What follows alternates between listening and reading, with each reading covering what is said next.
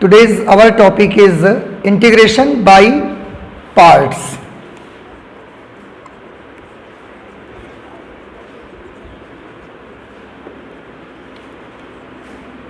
Integration by parts. आप सभी students को ये तो याद ही है कि इससे पहले हम इंटीग्रेशन के दो मेथड्स कंप्लीट कर चुके हैं। आपको सबसे शुरू में बताया गया था कि हम अपनी इंटीग्रेशन में तीन मेथड्स कंप्लीट करेंगे, एक इंटीग्रेशन बाय सब्स्टिट्यूशन, एक इंटीग्रेशन बाय पार्शियल फ्रैक्शंस और एक करेंगे इंटीग्रेशन बाय पार्ट्स, जिनमें से दो मेथड इंटीग्रेशन बाय सब्स्टिट्यूशन और इंटीग्रेशन बाय पार्शियल फ्रैक्शंस हम लोग कंप्लीट कर चुके हैं। और आज हम लोग चलेंगे इंटीग्रेशन बाय पार्ट्स को करने के लिए, जिसे हम हिंदी में खंडशः समाकलन भी कहते हैं। खंडशः समाकलन। ओके, इंटीग्रेशन बाय पार्ट्स के लिए मैं कुछ एग्जांपल्स आपको दिखाता हूं, आप थोड़ा पहले इसको ध्यान से समझिए। जैसे अगर मैं एक क्वेश्चन आपको देता हूं कि इसको आप इंटीग्रेट करके दिखाएं, sec square x into 10x dx, then you can very easily solve this question by taking 10x is equal to t. आप 10x को t मानेंगे, sec square dx मिलेगा और सब्स्टिट्यूशन का यूज करके आप बहुत आसानी से सॉल्व कर लेंगे। आपको पहले भी बताए जा चुके हैं इस तरह के क्वेश्चंस। अब आप ध्यान से देखिए, यहां दो फंक्शंस हैं, फर्स्ट और सेकंड, दो फंक्शन है, दोनों मल्टीप्लिकेशन में हैं। हमने इसमें से एक फंक्शन को t माना और सब्स्टिट्यूशन का यूज करके हम इसको इंटीग्रेट कर सकते हैं। एक तो ये एग्जांपल आपका हो गया। ध्यान रखिएगा फॉर्मेट फंक्शन की, दो फंक्शंस हैं, मल्टीप्लिकेशन में हैं। ओके, दूसरा क्वेश्चन आप देखिए, integration of sine X into cos x into D x. आप इस क्वेश्चन को भी बहुत आसानी से सॉल्व कर सकते हैं। इसे तो आप दो मेथड से सॉल्व कर सकते हैं। पहला आप सब्स्टिट्यूशन यूज कर सकते हैं, sine X is equal to T लेंगे, डिफरेंशिएट करेंगे तो cos X D X is equal to D T मिलेगा। कॉस एक्स डी एक्स की जगह पे टी टी, साइन एक्स की जगह पे टी, और बड़ी आसानी से कैलकुलेट कर लेंगे। ओके, हम चाहें तो इसको एक और मेथड से कर सकते हैं, दो से हम ऊपर नीचे मल्टीप्लाई करवा देंगे इसमें, 2 sine x cos X D x, तो ये बन जाएगा हमारा साइन 2x dx। और साइन 2x dx का हम डायरेक्ट -1/2 cos 2x, इसको इसका इंटीग्रेशन लिखेंगे, ये 1/2 बाहर रहेगा, सॉल्व करके आंसर निकाल लेंगे। यहां पर इस क्वेश्चन का भी फॉर्मेट देखिए, इस क्वेश्चन का फॉर्मेट है, एक फंक्शन ये है, एक फंक्शन ये है, और दोनों आपस में मल्टीप्लिकेशन में है।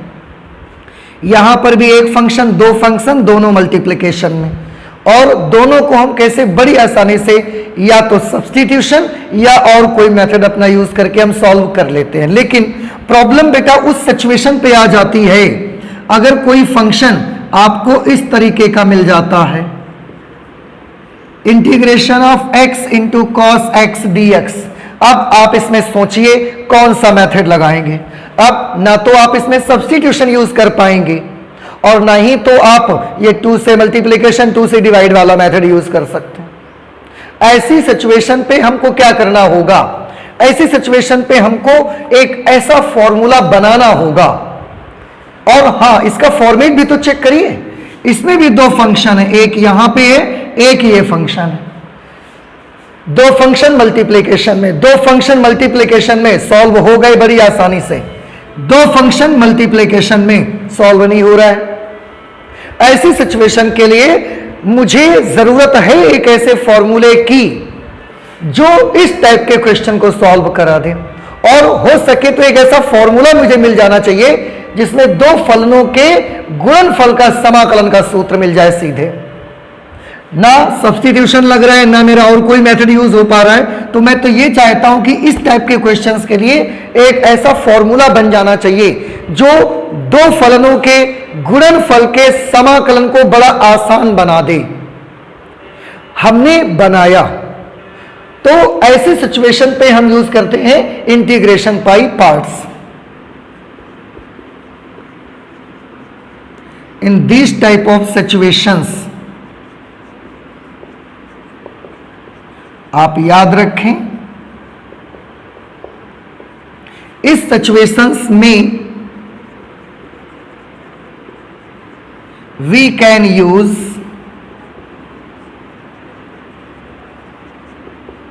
Integration by parts. इस सिचुएशन पे हम इंटीग्रेशन बाय पार्ट्स का प्रयोग, हां प्रयोग करते हैं, ऐसा जरूरी नहीं है, कर सकते हैं। वी कैन यूज, हम कर सकते हैं। जब आप इसको देखेंगे तो आपको यह लगेगा कि क्या ऐसा भी है कि नहीं भी यूज कर सकेंगे? हां, तो कुछ सिचुएशंस बेटा ऐसी भी होंगी जहां पर दो फलन होंगे, मल्टीप्लिकेशन में होंगे, बट आप उसे यूज नहीं कर पाएंगे। कैसे? थोड़ा ध्यान से देखिए। इसके लिए मैं एक एग्जांपल आपको बताता हूं। Under root X sine X into D X. मैंने आपको क्या बताया कि दो फंक्शन है, मल्टीप्लिकेशन में है, तो आप इंटीग्रेशन बाय पार्ट्स का यूज कर सकते हैं। आपके पास अगर ये से कोई से सॉल्यूशन नहीं हो रहा है तो, लेकिन क्या इस सिचुएशन पे हमेशा ही इंटीग्रेशन बाय पार्ट्स इस्तेमाल हो जाएगा? तो आंसर है हमेशा इंटीग्रेशन बाय पार्ट्स का इस्तेमाल भी आप ना कर पाएंगे। कुछ सिचुएशन ऐसी भी आ जाएंगी जब इंटीग्रेशन बाय पार्ट्स से भी आपका आंसर नहीं आ पाएगा।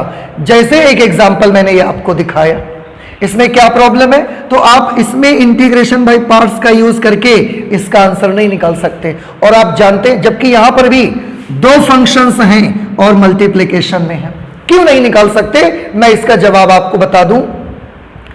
बेटा सबसे शुरू में आप याद करिए, हमने बात की थी कि समाकलन हम सिर्फ उन फलनों का कर सकते हैं जो फलन इस दुनिया में किसी न किसी फलन के अवकल गुणांक होते हैं। यानी कि इस फलन का हम समाकलन तभी ज्ञात कर सकेंगे जब यह फलन दुनिया के किसी न किसी फलन का अवकल गुणांक हो।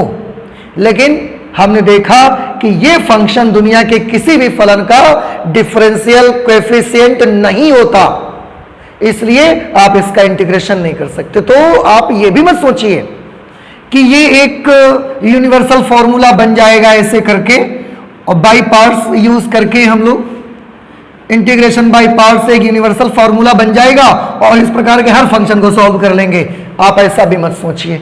कुछ फंक्शन ऐसे आ जाएंगे जिनमें दो फलन होंगे, मल्टीप्लिकेशन में होंगे, इसके बावजूद भी आप उनमें इंटीग्रेशन बाय पार्ट्स नहीं लगा सकेंगे। कौन सी सिचुएशन होगी कि ये किसी भी फलन का, ये दुनिया के किसी भी फलन का अवकल गुणांक नहीं है, इसलिए आप इसका इंटीग्रेशन भी नहीं कर पाएंगे। ठीक है, तो हर चीज मैं आपको बताते चल रहा हूं। अब आप समझ गए, इंटीग्रेशन बाय पार्ट्स इस्तेमाल कर भी लेंगे, आप नहीं भी कर सकते हैं। कब नहीं कर सकते उसका भी मैंने एक एग्जांपल आपको दिखा दिया। ठीक है, तो अब हम चलते हैं इंटीग्रेशन बाय पार्ट्स का इस्तेमाल करके दो फलनों के गुणनफल के समाकलन को कैसे फाइंड आउट करेंगे, उसके लिए एक फॉर्मूला बनाते हैं। तो वो फॉर्मूला क्या है, कैसे बनेगा वो फॉर्मूला, चलिए एक नजर उस पर देख लेते हैं। तो मैं इसको यहां से साफ कर देता हूं। आप ध्यान से देखिए, मैं उस फॉर्मूले को ही आपको बना के दिखाता हूं,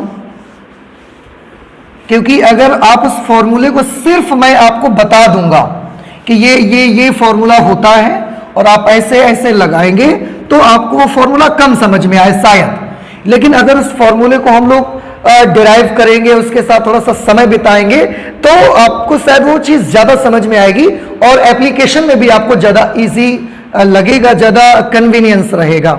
तो मैं यहां पर उसको डिराइव करता हूं। देखिए, डेरिवेशन हम लोग फॉर्मूले का करेंगे। इसके लिए मैं एक चीज आपको बता देता हूं। जैसे आपने पढ़ा हुआ था बेटा, डी डी एक्स ऑफ कुछ भी कर लेते हैं। जैसे आपने एक चीज पढ़ रखी है, D D x of cos X is equal to होता है माइनस साइन एक्स, या इधर हम साइन एक्स ले लेते हैं। तो यहां पर मुझे cos x मिल जाएगा। sin x का x के रिस्पेक्ट में डिफरेंशियल कोएफिशिएंट क्या होता है, cos x। तो आपने पढ़ा था कि integration is the reverse process of differentiation. Okay, तो मैं इसको क्या लिख सकता हूं, अगर साइन एक्स का डिफरेंशियल कोफिशिएंट एक्स के रिस्पेक्ट में कॉस एक्स है, तो कॉस एक्स का एक्स के रिस्पेक्ट में इंटीग्रेशन साइन एक्स होना चाहिए। Therefore integration of cos X D X is equal to sine X. ये हम जब हमने आपको इंटीग्रेशन करना शुरू किया था तब सबसे पहले हमने ये मेथड से यूज किए हुए थे। ओके, इनकी भी जरूरत मुझे पड़ेगी तो आप ध्यान से देखिए। डेरिवेशन करेंगे, उसके लिए हम एक ले लेते हैं D D x of u into V. Suppose u and v are the two distinct functions, ये दो अलग अलग फंक्शंस हैं और इनका हम x के रिस्पेक्ट में डिफरेंशियल कोएफिशिएंट निकालना चाहते हैं, तो आप दो फलनों के गुणनफल का x के सापेक्ष अवकल गुणांक आप करना जानते हैं। ये आपको क्लास 11th में इसका फॉर्मूला बताया गया है। क्या फॉर्मूला था, प्रथम फलन दूसरे का अवकल गुणांक प्लस दूसरा फलन पहले का अवकल गुणांक। याद आया सभी बच्चों को? वही फॉर्मूला मैं लगाऊंगा। मैं अवकलन कर रहा हूं, समाकलन अभी नहीं कर रहा हूं, ध्यान रखिएगा। प्रथम फलन दूसरे का अवकल गुणांक प्लस दूसरा फलन पहले का अवकल गुणांक। इस तरह से हमने यह फॉर्मूला लगाया और हमने कुछ नया नहीं किया। अब मैं क्या करना चाहता हूं, मैं दोनों पक्षों का समाकलन करना चाहता हूं, तो यहां पर मैं लिख दूंगा दोनों पक्षों का x के सापेक्ष समाकलन करने पर दोनों पक्षों का x के सापेक्ष समाकलन करने पर कर देते हैं समाकलन। तो समाकलन के लिए मुझे क्या करना पड़ेगा, आप थोड़ा ध्यान से देखें बेटा। अगर D D x of sine x cos X है तो कॉस एक्स का इंटीग्रेशन एक्स के सापेक्ष कितना आ जाता है, साइन एक्स। मैं दोनों पक्षों का एक्स के सापेक्ष समाकलन कर देता हूं, तो integration of D D x of u into V, क्योंकि x के सापेक्ष समाकलन कर रहे हैं तो यहां मुझे साथ में x लगाना पड़ेगा। ये तो पूरा यही फंक्शन आ गया। x के सापेक्ष समाकलन करने के लिए इंटीग्रेशन का साइन और dx दोनों मुझे लिखने पड़ेंगे और सभी टर्म्स में मुझे लिखने पड़ेंगे u into D D x of v और उसके साथ dx plus integration of v into D D x of you into D x. हमने सभी दोनों पक्षों में जितने भी टर्म्स थे सब में हमने x के सापेक्ष इंटीग्रेट करना शुरू कर दिया। अब ध्यान से देखें, अगर आप इतने को देखेंगे तो ये है u इंटू वी का अवकल गुणांक और उसका आप समाकलन कर रहे हैं। तो समाकलन तो अवकलन की विपरीत प्रक्रिया होती है, तो ये जो समाकलन होगा ये इस अवकलन को क्या कर देगा, कैंसल कर देगा, because integration is the reverse process of differentiation. तो यहां uv का डिफरेंशिएशन उसका इंटीग्रेशन, तो इंटीग्रेशन से डिफरेंशिएशन कैंसिल हो जाएगा और क्या बचेगा, यहां पर सिर्फ u इंटू वी बचेगा, प्योर फंक्शन आपका बच जाएगा। कैसे, एक फंक्शन का एक बार आपने डिफरेंशिएशन किया फिर उसी का आप इंटीग्रेशन कर रहे हैं, तो इंटीग्रेशन डिफरेंशिएशन मेथड को क्या कर देगा, कैंसिल, फंक्शन बचेगा केवल, बस ये फंक्शन आ गया। यहां पर देखिए, यहां पर हम ऐसा नहीं कर सकते, क्यों, यहां पर पूरे फंक्शन का डिफरेंशिएशन किया था और फिर पूरे का इंटीग्रेशन किया था। यहां पर इसका किया नहीं, इसका डिफरेंशिएशन कर रहे और इंटीग्रेशन तो हम पूरे का कर रहे हैं। तो यहां पर आधे फलन बिना डिफरेंशिएशन के हैं, आधे फलनों का डिफरेंशिएशन हो रहा है लेकिन इंटीग्रेशन तो पूरे का करना पड़ रहा है ना, तो हम यहां पर ये रूल नहीं लगा सकते। इसको मुझे ज्यों कहते हैं वैसे ही लिखना पड़ेगा, u into D D x of v multiplied by D x plus integration of v D D x of u multiplied by D x. Okay, यहां पर मैं एक काम करता हूं, इसकी वैल्यू मैं निकाल लेता हूं। इसकी वैल्यू निकालूंगा तो ये चीज आपको उधर भेजनी पड़ेगी, तो इसकी वैल्यू क्या हो जाएगी आप ध्यान से देखें, ये हो जाएगा u into D D x of v into D x. Integration of u multiplied by D D x of v multiplied by D x, पूरा ये लिख दिया। इसकी वैल्यू निकलेगी तो क्या आएगा, इसको इधर भेजना पड़ेगा, तो पहले ये लिखना पड़ेगा मुझे, u इंटू वी माइनस ये इधर आ जाएगा ना, integration of v into D D x of u into D x. Okay, इसको हम यहां से भी थोड़ी देर के लिए, थोड़ी सी देर के लिए इसको रोक देते हैं, इक्वेशन नंबर 1 मान करके रोक देते हैं। अब हम एक काम करते हैं, लेफ्ट हैंड साइड में जो आपको u दिख रहा है और d D x of v दिख रहा है, इसको हम कुछ मानेंगे। देखिए हम क्या मान सकते हैं, यहां पर मैं लिख सकता हूं माना u is equal to F of X, क्योंकि हमने पहले ही बोला था कि u और v x के दो डिस्टिंक्ट फंक्शंस हैं, तो मैंने मान लिया u is equal to F of X. अगर u is equal to F of X हुआ, दोनों पक्षों का अवकलन करना चाहते हैं, अवकलन अगर हम करेंगे तो d D x of u की वैल्यू कितनी आ जाएगी, x के रिस्पेक्ट में डिफरेंशिएट करेंगे तो d D x of u की वैल्यू क्या होगी, आप थोड़ा ध्यान से देखें। D D x of u की वैल्यू होगी इसका differentiation d D x of f of x. Okay, और d D x of f of x को तो हम एफ प्राइम ऑफ एक्स भी लिख देते हैं ना, तो हम ऐसा भी लिख सकते हैं, याद रखिएगा। इसके बाद ये तो हो गई u की बात, अब हम D D x of v की बात करते हैं, तथा D D x of v is equal to, इसको हमने मान लिया gx, D D x of v is equal to gx मैंने मान लिया, ये जो दूसरा नंबर यहां था इसको मैंने g ऑफ x मान लिया। ओके, क्योंकि vx का एक फलन था, उसको डिफरेंशिएट करेंगे तो वो भी तो x का एक फंक्शन आएगा। ओके, ये मान लिया। अब यहां पर ये चीज देखिए थोड़ा सा, D D x of sin x is equal to cos x, then we can write integration of cos x dx is equal to sin x। Same procedure यहां पर यूज करिए, सेम बिल्कुल चीज यहां पर लगाइए, तो क्या लिख सकते हैं, integration of g of x dx is equal to v। Okay, same वही वाली प्रोसीजर हमने यहां यूज कर दी। तो यहां पर क्या देख रहे हैं कि v की वैल्यू आ गई है integration of g of x dx। अब हमको करना ये है कि सिचुएशन के मुताबिक हम उनकी वैल्यूज को अप्लाई कर देंगे। जैसे u जहां लिखा होगा उसकी जगह पे fx, जहां पर v लिखा होगा उसकी जगह पर integration of g of x dx, जहां पर d dx ऑफ u लिखा होगा वहां पर d dx of f of x या f प्राइम ऑफ x लिख देंगे, जहां पर d dx ऑफ v लिखा होगा वहां पर g ऑफ x लिख देंगे। ओके, ये सारी वैल्यूज हम यहां पर अप्लाई कर देंगे। अब मैं इसको इरेज कर देता हूं, इसका काम मैंने कर लिया, इसका यूज हम कर चुके हैं, तो मैं इसको हटा देता हूं। ठीक है, अब इक्वेशन नंबर 1 में लिखिए, from equation number 1, equation number 1 यहां पर है, हम एक एक करके लिख देते हैं।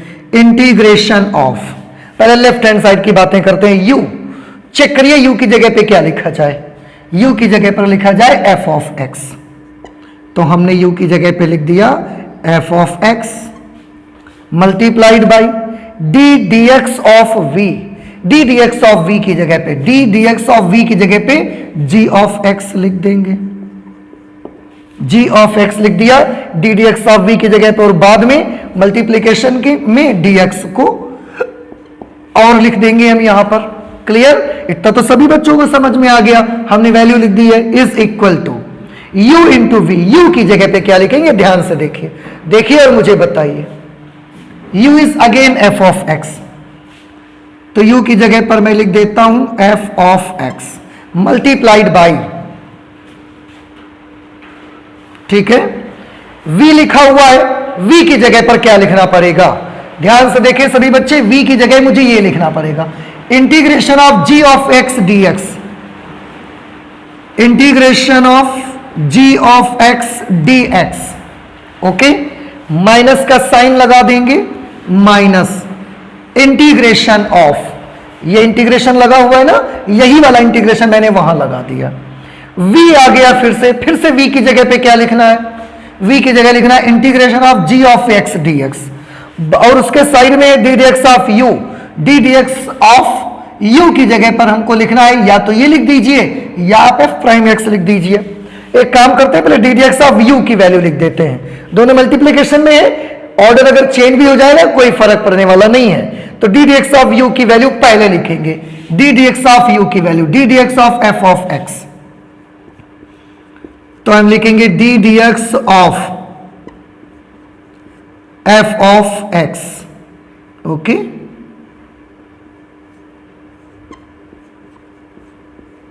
ऐसे ये किसकी जगह पर आ गया बेटा, ये d D x of u की जगह पर आ गया, मल्टीप्लाइड बाई v, v की जगह पर यहां से ये वैल्यू लिख देंगे हम, integration of g of x dx, दोनों मल्टीप्लिकेशन में आ गया और अभी सबसे बाद में मुझे dx लिखना बाकी है, तो मैं इसको ऐसा कर देता हूं, ये ब्रैकेट में यहां लगा देता हूं और सबसे लास्ट में यहां मैं dx लिख देता हूं। एंड आई होप कि आपको ये चीज समझ में आ गई होगी। मैंने सिर्फ और सिर्फ उन वैल्यूज को इक्वेशन नंबर 1 पे केवल अप्लाई किया हुआ है, बस और कुछ ज्यादा नहीं किया, ठीक है।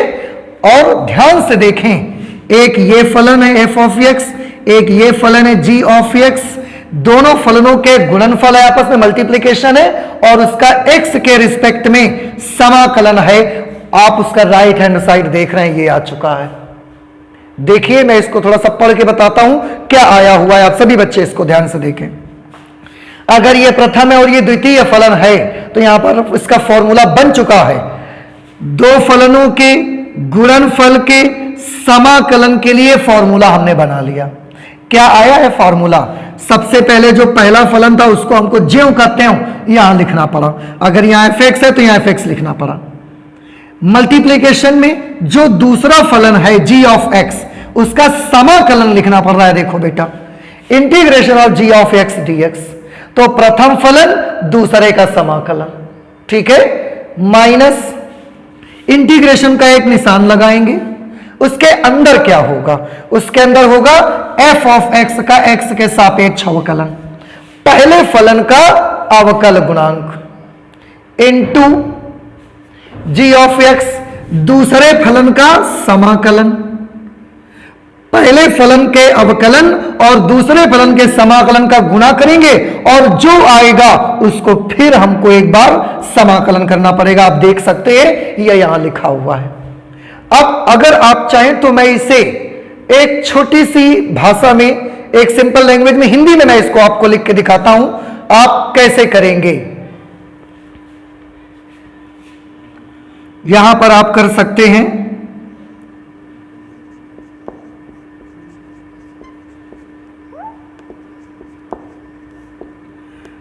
दो फलनों के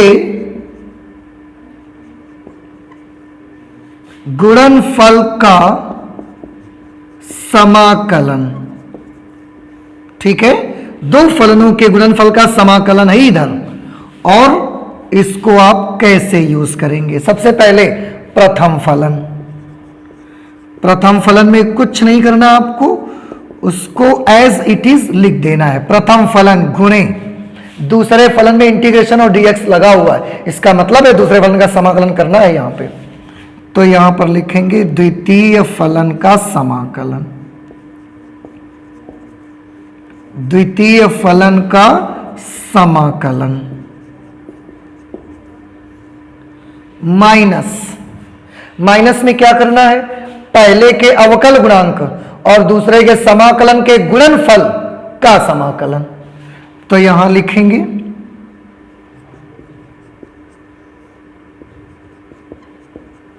प्रथम फलन का, प्रथम फलन का अवकलन गुणे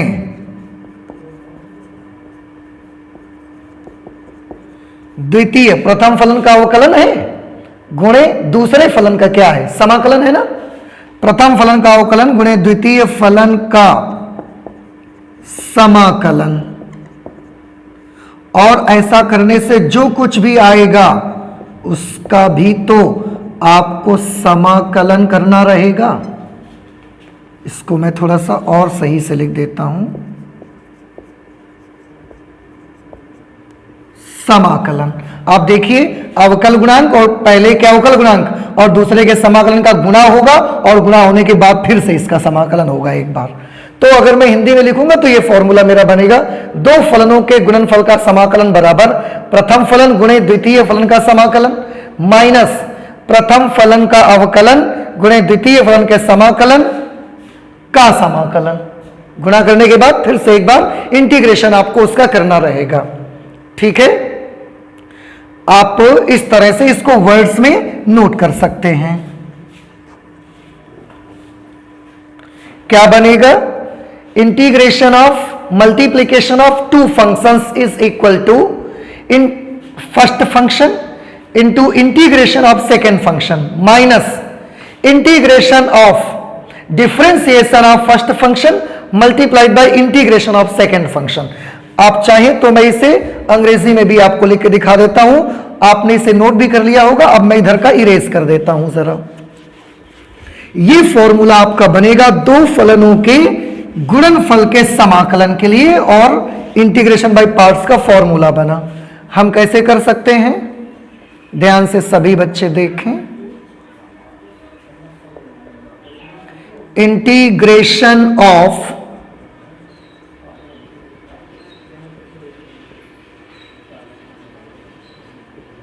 multiplication of two functions. Okay, integration of multiplication of two functions is equal to first function multiplied by integration of second function. Integration of second function minus first function integration of second function minus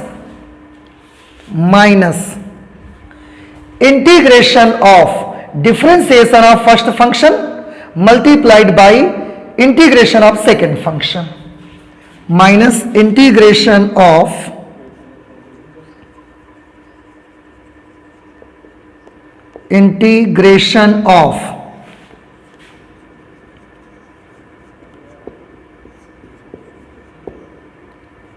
multiplication of first function, या आप इसको मत लिखें, integration of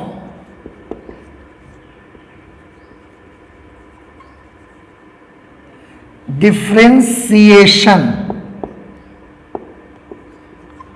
of first function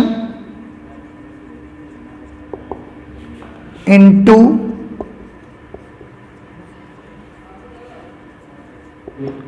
integration of second function।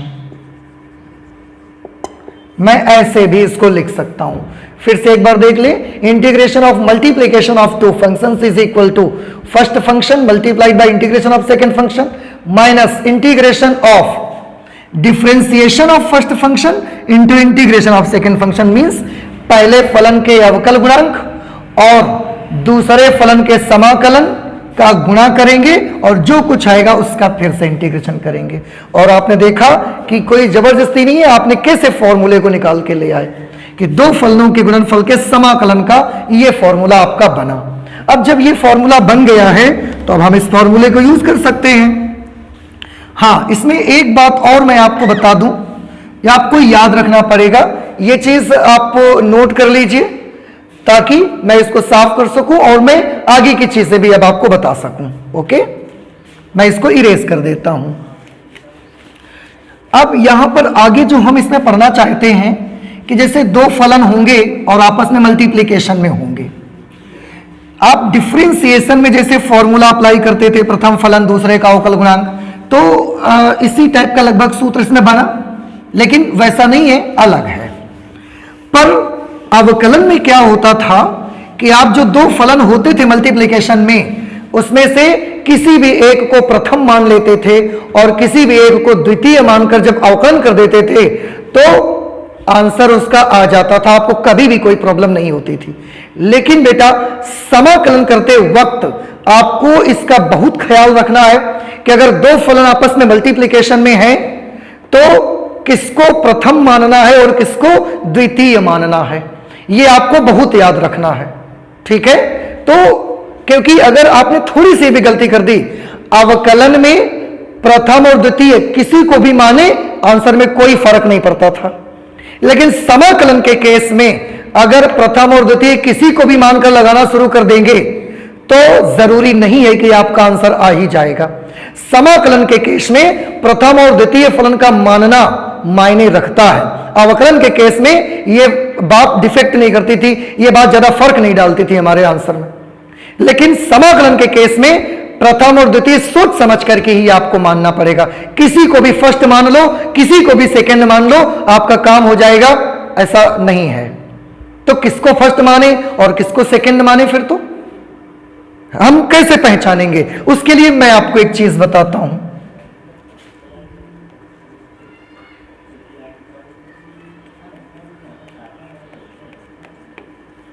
दो फलनों के गुणनफल के, दो फलनों के गुणनफल के समाकलन में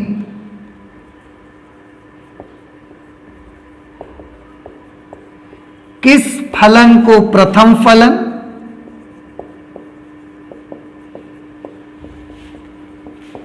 तथा किस फलन को द्वितीय फलन माना जाए, द्वितीय फलन माना जाए, इसका हमें सवाल जवाब ढूंढना है कि दो फलनों के गुणनफल के समाकलन में किस फलन को प्रथम फलन तथा किस फलन को द्वितीय फलन माना जाए। तो उसके लिए मैं एक आपको बेसिक रूल बता देता हूं क्या है। आप इस बेसिक रूल को हमेशा याद रखिए। बेसिक रूल ये है,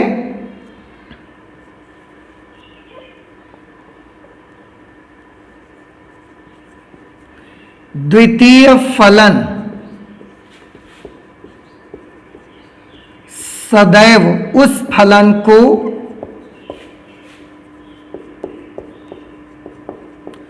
माना जाना चाहिए, द्वितीय फलन सदैव उस फलन को माना जाना चाहिए जिसका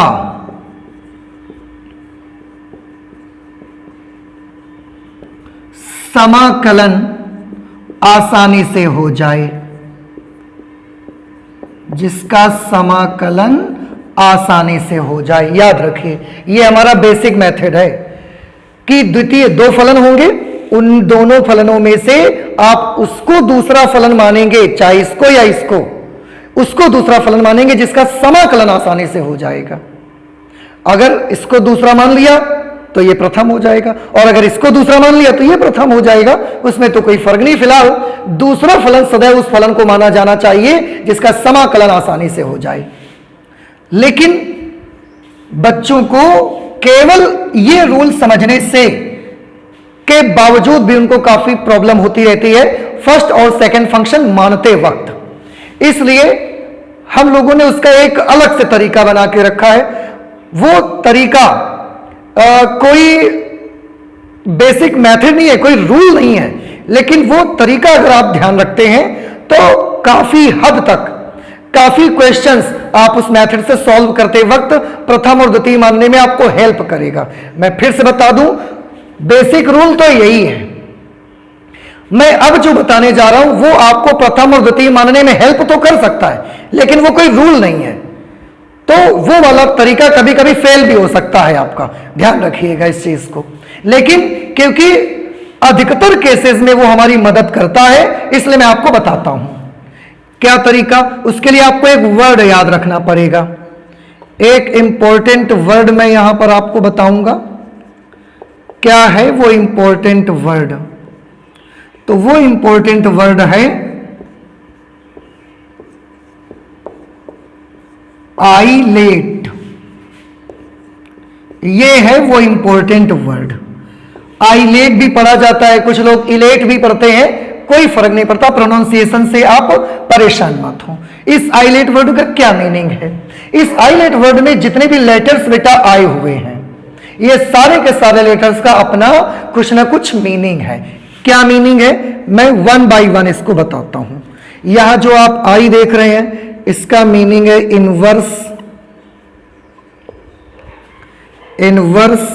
trigonometrical,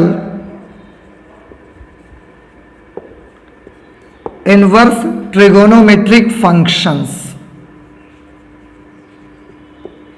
okay, inverse trigonometric functions में किस तरह के फंक्शंस आते हैं थोड़ा सा मैं एग्जांपल से आपको बताने का प्रयास करता हूं। जैसे साइन इनवर्स एक्स हुआ, कॉस इनवर्स एक्स हो गया, टेन इनवर्स एक्स, इस टाइप के फंक्शंस आपको इनवर्स ट्रिगोनोमेट्रिक फंक्शंस में मिला करेंगे। दूसरा वर्ड यहां पर कौन, आई के बाद कौन सा वर्ड आया? एल आ गया। एल स्टैंड्स फॉर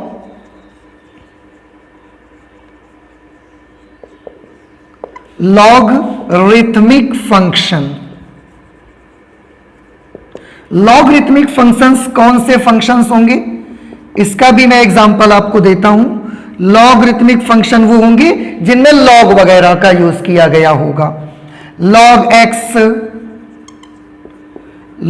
x प्लस 2 होल क्यूब, इस तरीके के जो फंक्शन होंगे वो सब आपके लॉगरिथमिक फंक्शंस होंगे।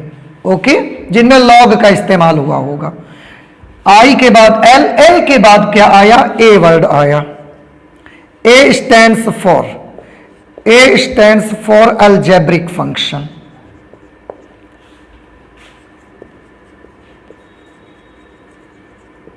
अलजेब्रिक फंक्शंस, अलजेब्रिक फंक्शंस में एग्जाम्पल मैं अलजेब्रिक फंक्शंस के देता हूं।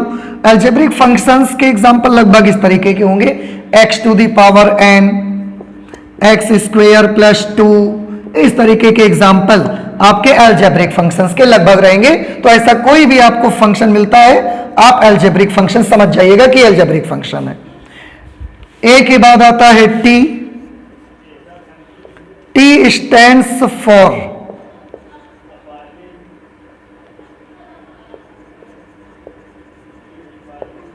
Trigonometric functions. ये ट्रिगोनोमेट्रिक फंक्शंस होते हैं और ट्रिगोनोमेट्रिक फंक्शंस के एग्जाम्पल क्या हैं सभी स्टूडेंट्स जानते हैं, जैसे कि साइन एक्स हो गया, टेन एक्स स्क्वायर प्लस 1, इस तरीके के जितने फंक्शन आपके होंगे ये सब ट्रिगोनोमेट्रिक फंक्शंस होंगे जिनमें साइन, कॉस, टेन, कॉट, सेक, कॉसेक वगैरह का यूज हुआ होगा। और सबसे लास्ट में जो लेटर यहां पर है that is letter E, and E stands for exponential function.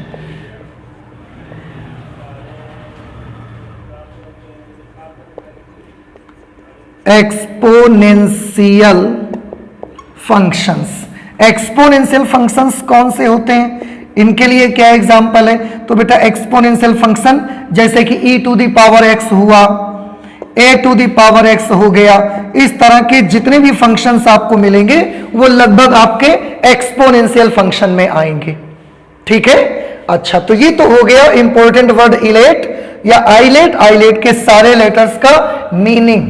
अब इसको जैसा कि मैंने बताया कि समाकलन में दो फलनों में से किसे आप प्रथम और किसे द्वितीय मान रहे हैं, इस पर डिपेंड करेगा आपका आंसर। आपकी थोड़ी सी गलती आपके आंसर को गलत करवा देगी या आप आंसर नहीं निकाल सकते।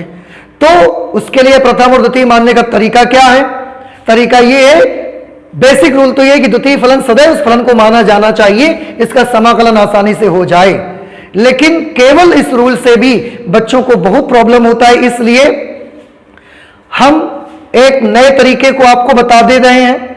आप इसको याद अगर रखेंगे तो फिर आपको प्रथम और द्वितीय मानने में अधिकतर कभी भी ज्यादा प्रॉब्लम नहीं होगी। ठीक है, और वो मैंने क्या बताया, इलेट। इलेट के सब लेटर्स का अलग अलग उसका मीनिंग है अपना, ठीक है। अच्छा, अब इसको यूज करके, इस वर्ड को यूज करके हम कैसे फलनों को प्रथम और द्वितीय मानेंगे, ये चीज हम देखना चाहते हैं, ठीक है। तो मैं आपको बताता हूं आप क्या करेंगे। जब भी आपको कोई फलन दिया जाएगा, ध्यान से सुनिए, दो फलनों के गुणनफल में सबसे पहले आपको यह पहचान करनी है कि वो जो दो फलन आपको दिए गए हैं वो किस प्रकार के फलन हैं। इनमें से, वो दोनों में से ये कौन सा फलन है, ये कौन सा फलन है, दोनों की पहचान पहले कर लेंगे। पहचान करने के बाद इस वर्ड में देखेंगे कि कौन पहले आता है। जो पहले लेटर आता होगा उसको आप प्रथम फलन मानेंगे, जो लेटर बाद में आता होगा उसको आप द्वितीय फलन मानेंगे। फिर से मैं आपको बता दूं, दो फलनों का गुणनफल दिया होगा आपको, दोनों फलनों की अलग अलग पहचान करिए आप कि ये कौन सा फलन है और ये कौन सा फलन है। इनमें से पहचान हो जाए आप लिख लीजिए उसके नीचे, फिर आप चेक करिए कि दोनों फलनों में से इस शब्द में पहले कौन आता है। जो पहले आता होगा वो प्रथम फलन और जो बाद में आता होगा वो द्वितीय फलन होगा। अब थोड़ा सा एग्जांपल से देखिए इसको। जैसे हमने क्वेश्चन आपको दिया, एक क्वेश्चन आपको दिया हमने x square into sine X into D x, और आपको इसमें यूज करना है उसे।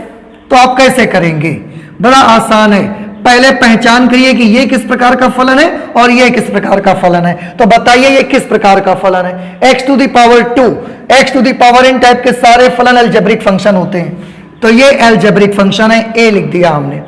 Sign x, cos x, tan x, ये सब ट्रिग्नोमेट्रिक फंक्शंस हैं, इसको हमने लिख दिया t। a और t यहां पर आया।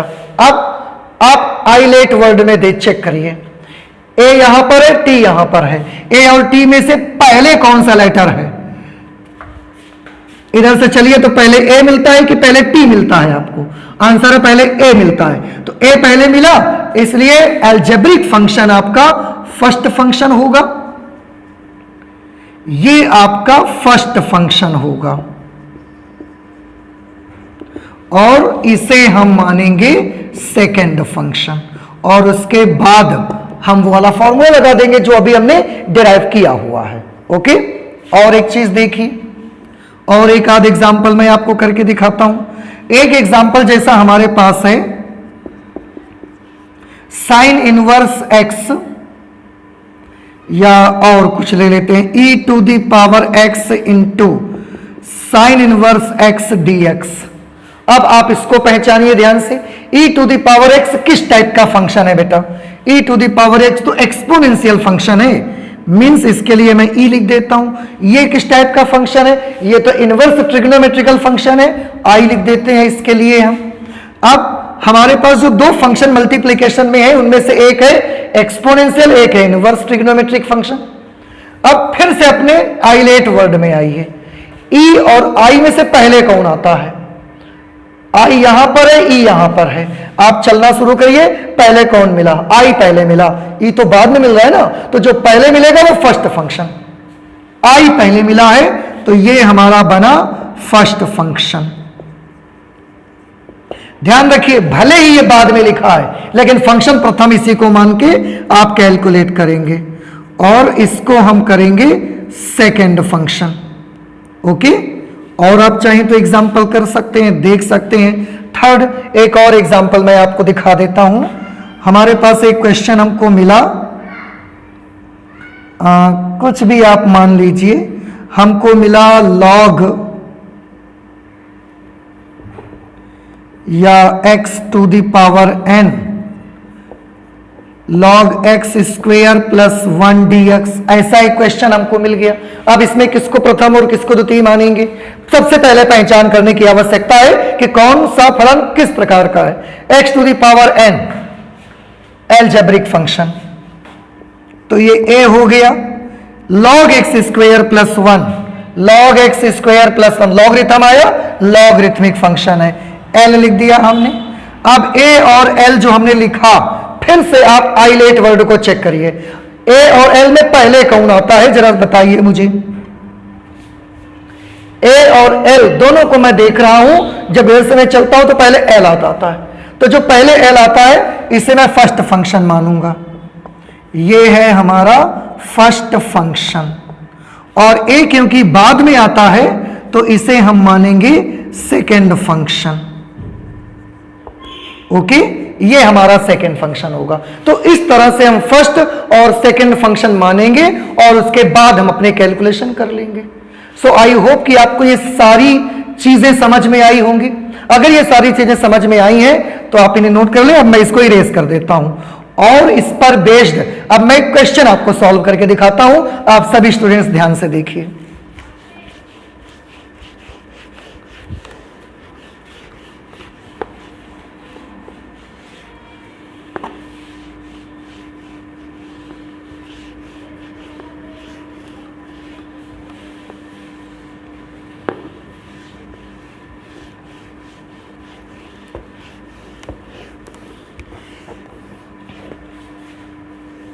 ठीक है, देखते हैं। एक क्वेश्चन मैं यहां पर ले लेता हूं, x into cos x, integration of x into cos x. अब इसको देख के आप जानते हैं ना तो सब्सटीट्यूशन लगा सकते हैं ना हम और कोई मेथड लगा सकते हैं। This is our compulsion that we will have to use only integration by parts. अब इंटीग्रेशन बाय पार्ट्स यूज करना पड़ेगा, तो कौन सा प्रथम और कौन सा द्वितीय फलन मानेंगे? मायने रखता है इंटीग्रेशन के केस में। डिफरेंशिएशन में आंसर में कोई इफेक्ट नहीं आता था। ये अलजेब्रिक फंक्शन है, ये ट्रिग्नोमेट्रिकल फंक्शन है। आइलेट वर्ड को हमने देखा, ए और टी में से ए पहले आता है, टी बाद में आता है, तो ए को हमने मान लिया फर्स्ट फंक्शन और टी वाले को हमने सेकेंड फंक्शन मान लिया। अब मैं इसको हटा देता हूं, इसको फर्स्ट मान लिया, इसको सेकंड मान लिया। फॉर्मूला हमारा क्या था सभी बच्चों को याद है?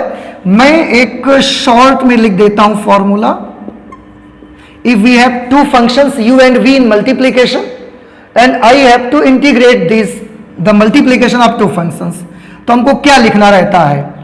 प्रथम फलन और दूसरे फलन का इंटीग्रेशन, समाकलन माइनस समाकलन पहले फलन का अवकल गुणांक गुणे दूसरे फलन का समाकलन, और इसका भी हमको क्या करना पड़ेगा?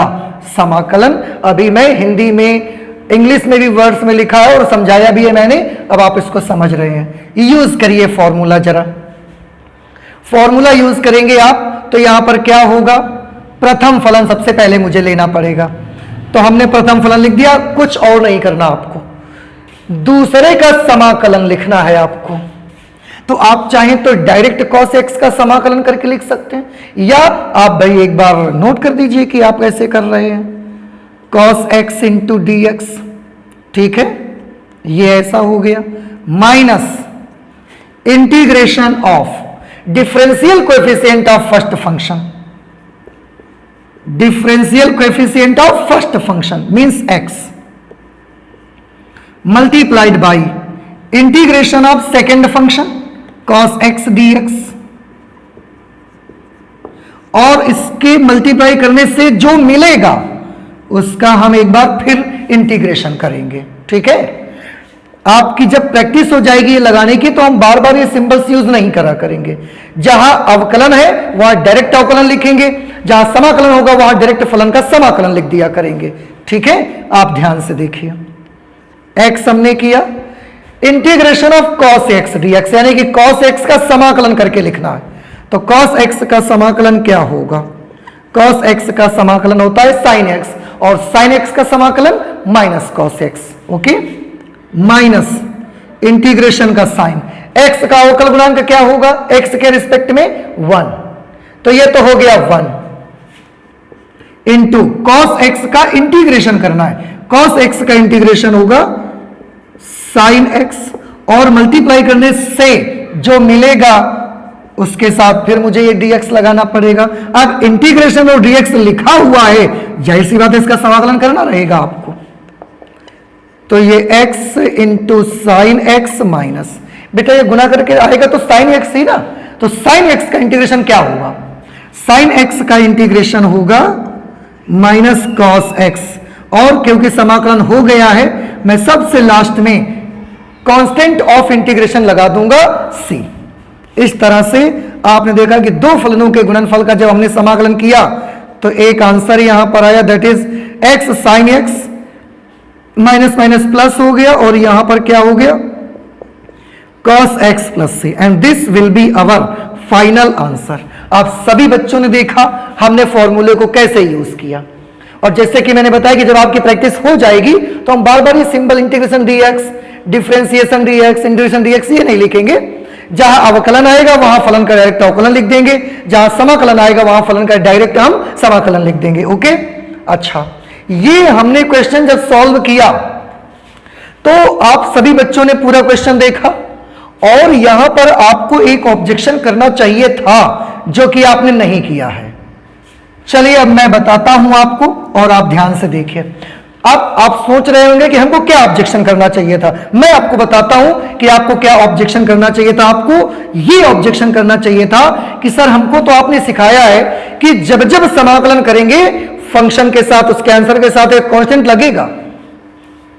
आपने यहां पर इसका समाकलन किया, साइन एक्स आया, इसके साथ कोई कांस्टेंट नहीं लगाया आपने यहां इस cos x का समाकलन किया, इसका भी समाकलन साइन एक्स आया, साइन एक्स के साथ कोई कांस्टेंट आपने नहीं लगाया, और बाद में साइन एक्स का समाकलन किया माइनस cos x, केवल बाद में एक कांस्टेंट लगा दिया, छोड़ दिया, काम खत्म कर दिया। तो क्या बीच में जितने समाकलन होंगे उनमें क्या कांस्टेंट लगेगा या नहीं लगेगा? क्योंकि शुरू से हम देख रहे हैं कि जब भी हम किसी फंक्शन का इंटीग्रेशन करते हैं हम उस कांस्टेंट को उसके साथ एक integration of constant of integration हमको लगाना पड़ता है। यह बात सच है।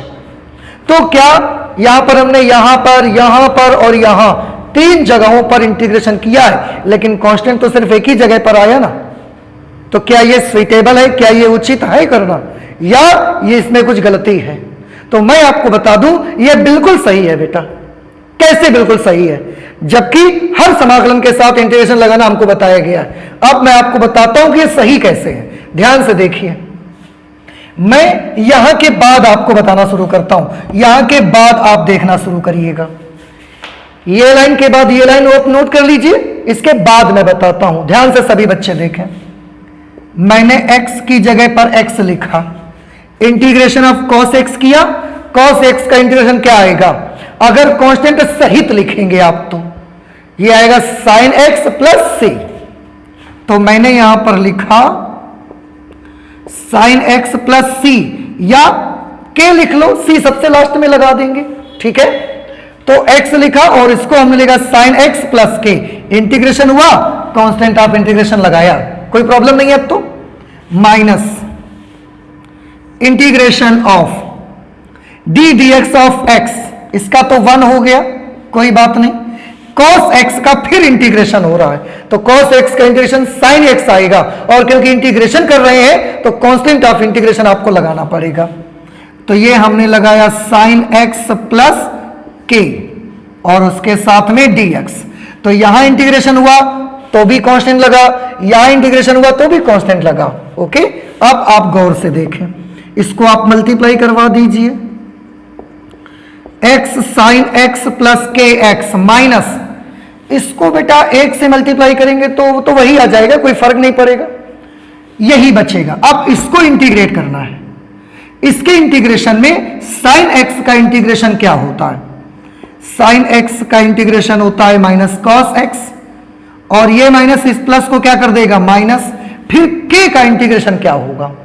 k तो अचर पद है, तो अगर कभी भी इंटीग्रेशन ऑफ k dx आता है तो आप क्या उसका आंसर लिखते हैं? k आप बाहर कर लेते हैं, इंटीग्रेशन तो dx का होता है, और dx का इंटीग्रेशन क्या होता है? x। तो k के लिए इंटीग्रेशन क्या होगा? k इंटू एक्स, और उसके साथ क्योंकि इंटीग्रेशन किया है यहां भी एक कांस्टेंट आपको लगाना पड़ेगा। ठीक है, समझ आया आपको? नहीं आया? अगर थोड़ा सा आपको डाउट लग रहा है मैं एक स्टेप और इसमें बढ़ा देता हूं, आपको बहुत अच्छे से समझ में आ जाएगा। इसको अलग अलग कर दीजिए, minus integration of sine x D x minus integration of के इंटू डी एक्स। अब तो कोई प्रॉब्लम नहीं है ना।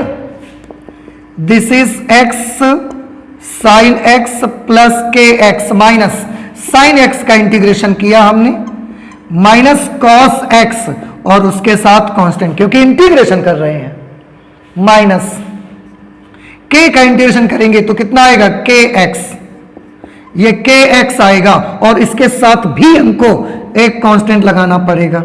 इसको सी डैश मान लो, इसको सी डबल डैश मान लो। अब तो हमने जहां जहां इंटीग्रेशन के हर बार कांस्टेंट लगाया ना। अब आप देखिए एक्स साइन एक्स प्लस के x minus minus plus cos x. आप चाहें तो ऐसा कर सकते हैं इसको, क्योंकि इसके बाहर माइनस था तो आपको ये लगने लगेगा कि इस टर्म के इसके साथ है, कोई दिक्कत नहीं है। प्लस कॉस एक्स और माइनस सी डैश। यहां पर क्या हुआ, ये माइनस के एक्स और माइनस सी डबल डैश। इसका इंटीग्रेशन ये है, इसका इंटीग्रेशन ये है, दोनों के साथ माइनस बाहर था, ब्रैकेट ओपन किया, निशान बदल गए। अब ध्यान से देखें, प्लस के एक्स से माइनस के एक्स कैंसिल हो गया। ओके, हमारा आंसर बचा x sine x plus cos x.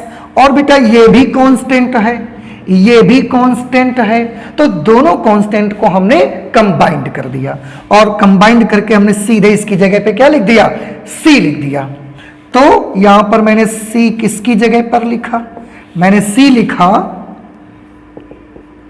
Minus C dash minus C double dash. Okay, इसकी जगह मैंने सी लिख दिया। अब आप अपने आंसर को चेक करिए जरा, देखिए जब हर इंटीग्रेशन के बाद हमने कांस्टेंट नहीं लगाया था तो ये आंसर था, जब हर इंटीग्रेशन के बाद हमने कांस्टेंट लगाया तो ये आंसर है।